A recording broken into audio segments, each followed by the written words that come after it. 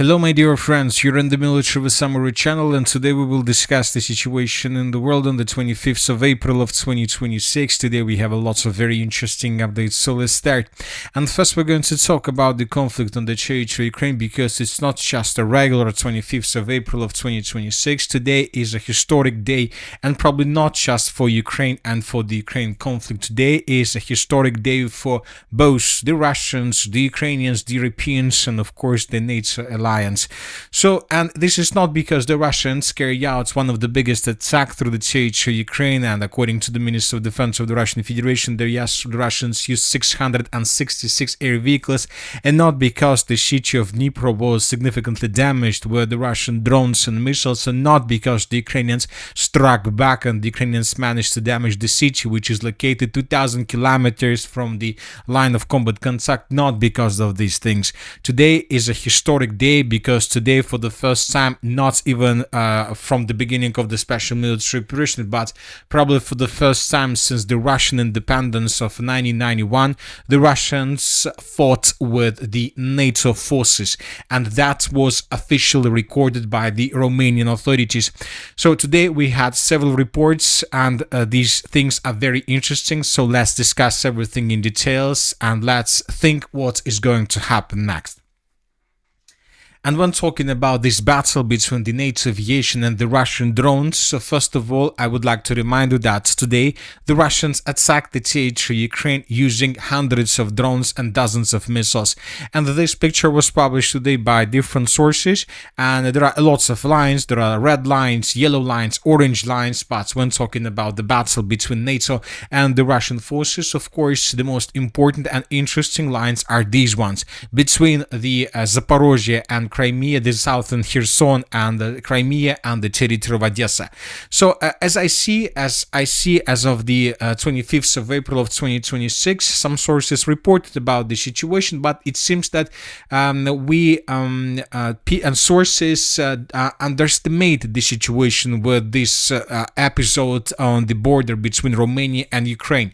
So once again, to understand what happened, we need to once again to discuss and to remember how exactly this massive attack was developing. And as we discussed it during the previous video, first the Russians were conducting a reconnaissance operation over the territory of Ukraine, and as we discussed during the previous videos, there were lots of pictures, lots of different updates about the situation between 9 p.m. and 12 a.m. between the 24th and the 25th of April of 2026 over the territory of Ukraine. So nothing special, just hundreds of drones that were like zombies flying over the territory of Ukraine, seeking and searching for their target. But at some point of these nights, more precisely on around 1 a.m. Between the 25th and the 26th of April of 2026, we received a very interesting update that the Russians suddenly and most likely unexpectedly launched a big batch of drones. So a big wave of drones was launched by the Russians from the area of Crimea and from the area of the southern Kherson in the direction of Odessa region. We're talking about this wave of attack, about this batch of drones. And when talking about this picture, of course, we can't calculate the exact number of drones that the Russians launched in this direction, but the sources during the nights, the monitoring sources who was following the situation, reported that there were dozens of drones. So up to 40 drones of the armed force of the Russian Federation were launched in the direction of Odessa. And of course, from the first seconds, we could say that the Russians most likely were planning to attack the Odessa infrastructure, and of course, different monitoring sources began following this group of drones. This is the update, let's say somewhere around 1 a.m. This is the same situation. The drones were approaching and were moving in the direction of the Odessa region. And at some point, somewhere around at 2 a.m., we were able to understand that most likely the Russians weren't planning to attack the port infrastructure infrastructure of the city of Odessa. And just according to this picture, most likely we can understand and we can make a conclusion that the Russians were planning to move further. The Russians most likely were planning at this point, at this time, at this moment, to attack the cities along the border between Romania and Ukraine. And we are talking about the settlements of Reni and Ismail. And the next photos that were published from this area confirm this information. The Russians were moving further.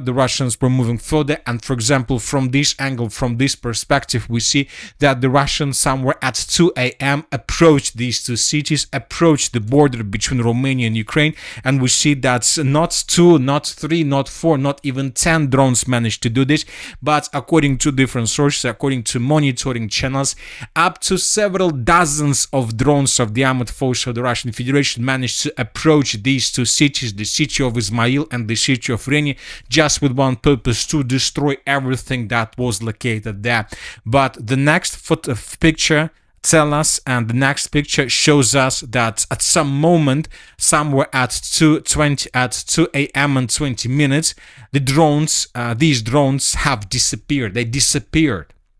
So there were dozens of drones, up to 40 drones, and just 20 minutes later, 20 minutes after, we can see probably 5 drones that were flying over the Odessa region, and during the next 5 minutes, these drones disappeared as well. So when we were discussing this situation during the previous update, I came to conclusion that probably either the Russians destroyed something, or the drones reached the city of Reni or the city of Ismail, and they began bombing and attacking different objects of the port infrastructure and the logistical infrastructure of Ukraine in this area. So, and this is the reason why we had 40 drones, and then 5 minutes later we had just 5 drones. So that was the only explanation for me during the previous update and several hours ago. But and of course I continued working, I continued updating the map, maybe making videos, many other different things.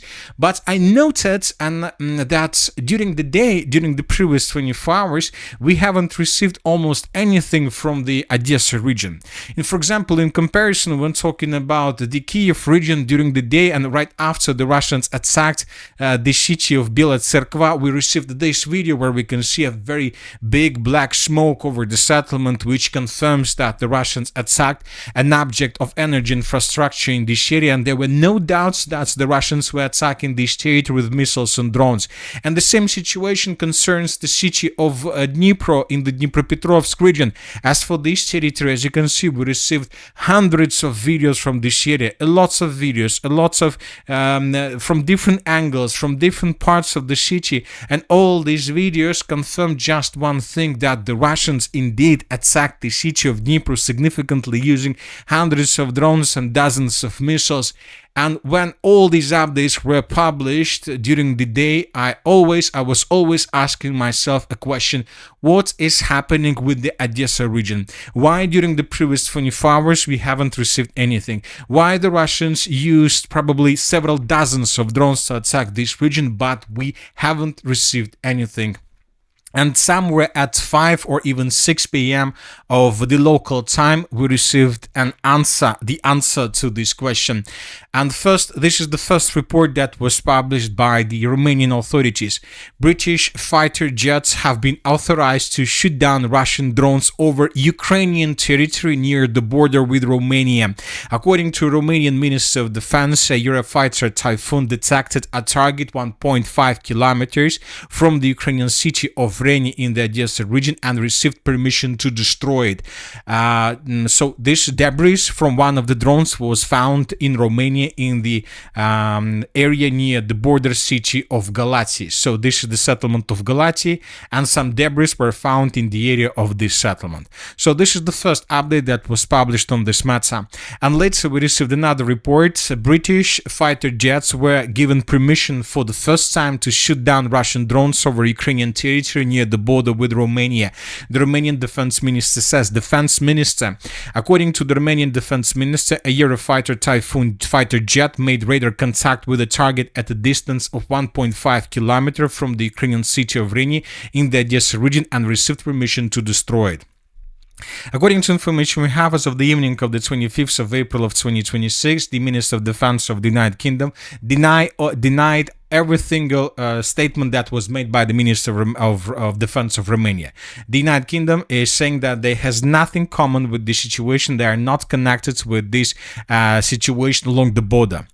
And you know that there is another important thing and another important detail in this report is that the Minister of Defense of Romania, neither the Minister of Defense of Romania nor the Minister of Defense or any other authorities of the United Kingdom confirm or provide us the numbers. So according to this just a regular statement, a British fighter fighter jets, they don't clarify the exact number of jets that were given this permission, received permission to shoot down Russian drones. So they don't give numbers, and this is the most important information. So when summarizing everything, when summarizing these reports that were published by different monitoring channels, when talking about the Minister of Romania report, we see that most likely it was a real battle. It wasn't a battle where the Russians had possibilities to attack the NATO Eurofighters, Typhoon aircrafts, because those were drones that were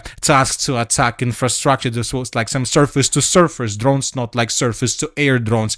And the NATO countries used for the first time since the beginning of the conflict on Ukraine, probably since the beginning of independence of Russia, officially their forces to attack and to destroy drones over the territory of Ukraine. And the most important thing, that these drones weren't moving in the direction of the state of Romania. They were destroyed above the territory of Ukraine in the airspace of Ukraine.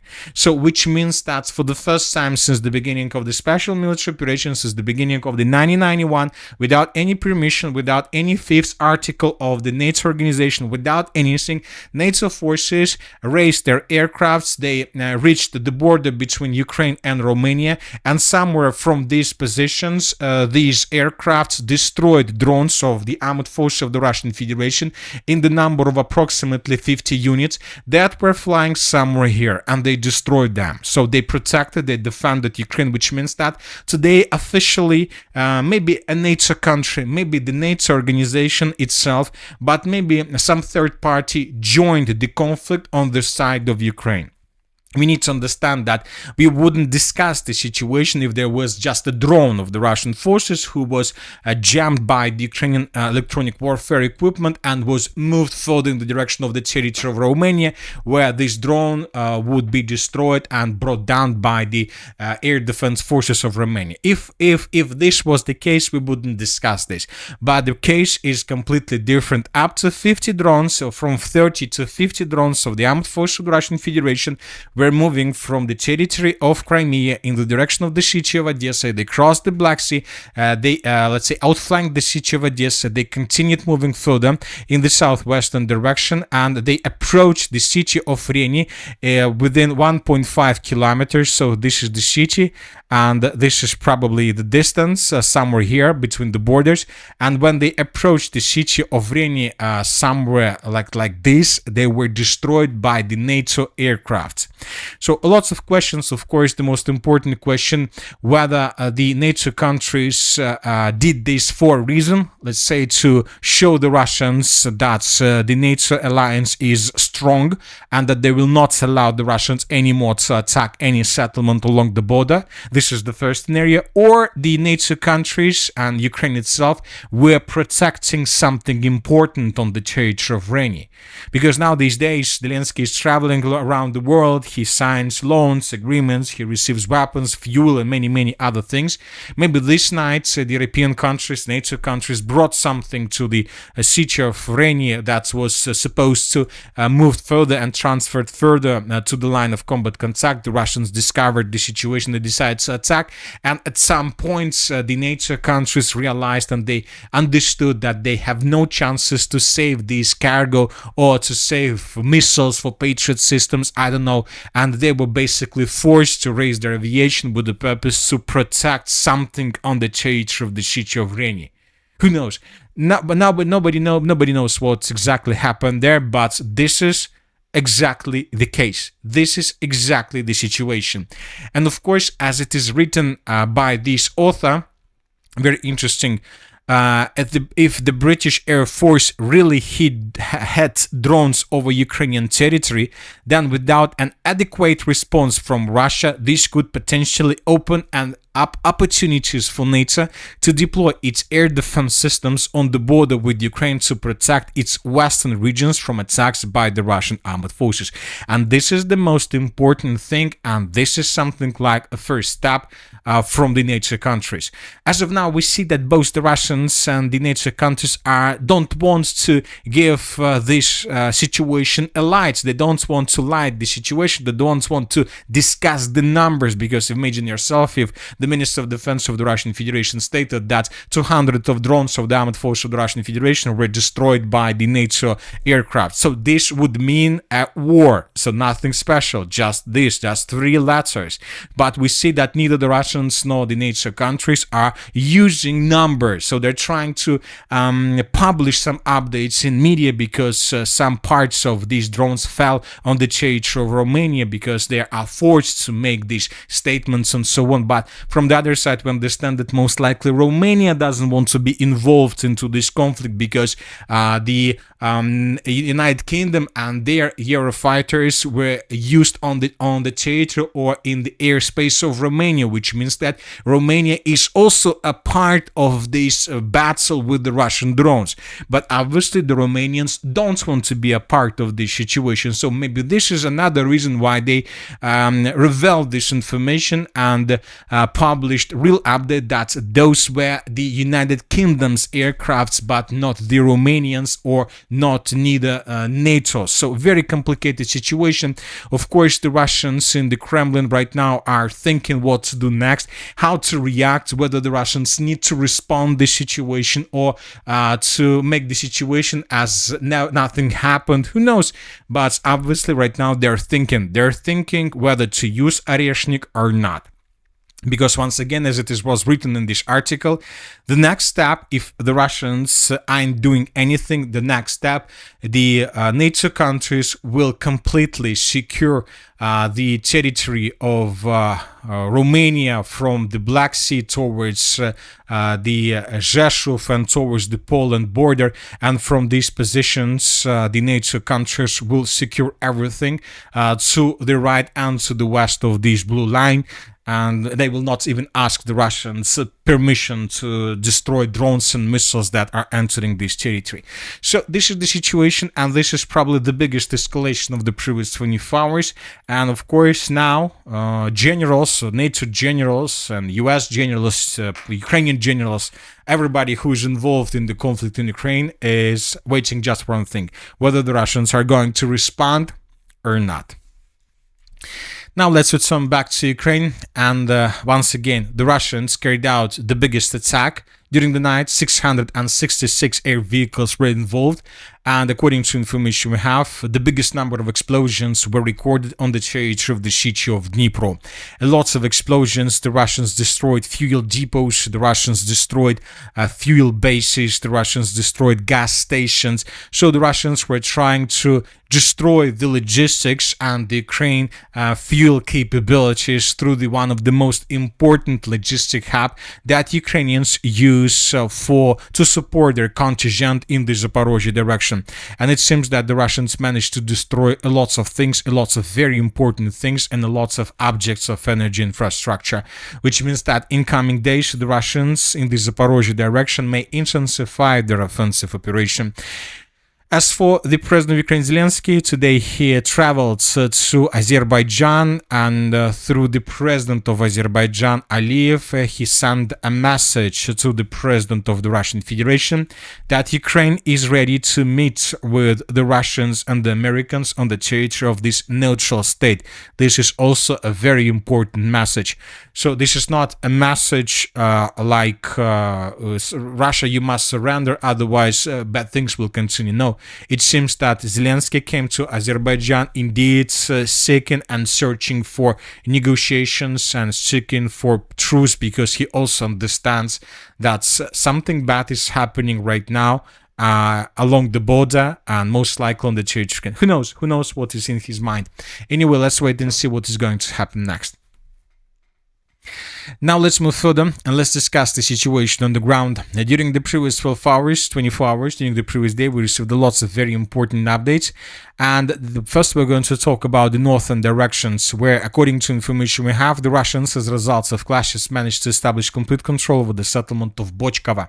And these are the changes on the ground. This information today was confirmed both by the Minister of Defense and by the Group of Forces North. And let's discuss everything in details. The Russians started the Volchansk offensive operation several days ago. It seems that this offensive operation started somewhere on the 14th of April of 2026, and this is the way how the map has been adjusted right exactly from this moment. So this is the end of the 14th of April of 2026, and this is the moment when everything started. And since that moment, the map, as you can see, has been adjusted significantly. During this period of time, the Russians managed to capture Vovchansky Hutory, Bachkova, Zybina, and the Russians answered the settlement of Agrimovka. And if you remember, just several days ago we discussed the situation around the village of Bachkova, and if you remember, we discussed that we received two important videos from this area. The first one took place in the most northern parts of the settlement, where we can see how Ukrainians were attacking Russian soldiers that were trying to attack the settlement from the north. And based on this video, on the 23rd of April, we made adjustment. And there was another video published the same day, and this is the video I'm talking about. And here we can see a Russian drone that was recording a video of how Russians destroyed a river crossing to the southwest of the settlement of Bochkova.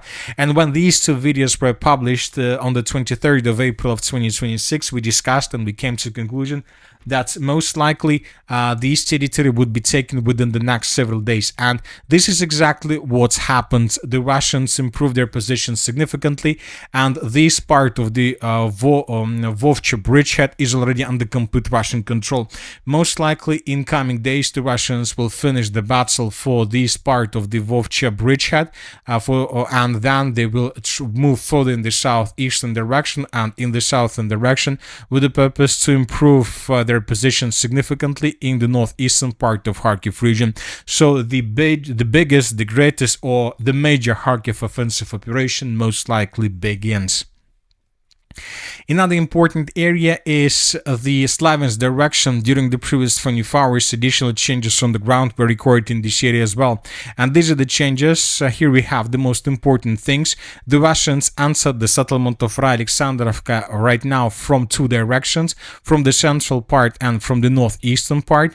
This information was provided by, first of all, pro-Ukrainian sources, and it seems that in coming days, the northeastern parts of the settlement of Alexandrovka will collapse. We're talking about defense, and the Ukrainians would be forced to retreat towards the western and the northwestern parts, with the purpose to win as many as possible time before the Russians approach the settlement of Nikolaevka. The Russians understand that the battle for these two settlements can take a lot of time, so that is why the Russians have already begun the preparation of a major offensive operation towards the city by the name of Kramatorsk, which most likely will happen. The Russians will try to get as close as possible to the city, with the purpose to cut the Slaviansk-Konstantinovka direction into several pieces, and then the Russians will handle with every single piece separately. We have changes. The Russians during the previous 72 hours improved their position significantly. For example, this is the end of the 20th of April, this is 22nd, this is 23rd, 24th, and this is the end of the 25th of April. The Russians have captured the entire Seversky Donetsk-Donbass canal between the M30 road and the settlement of Novomarkova. And the most important thing is that, according to different mappers, military experts, and geolocations, the Russians captured canal, and they have positions both on their side and on the Ukrainian side. And I would like to remind you that the Ukrainian side of canal was well fortified by the Ukrainians, but the question is how the Ukrainians managed to lose control over these fortifications.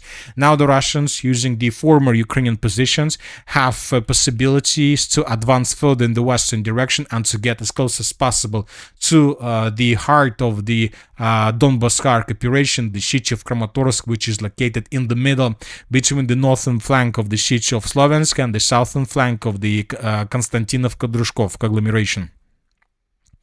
As for the city of Konstantinovka, the Russians improved their positions between the village of Dovga Balka and the city itself.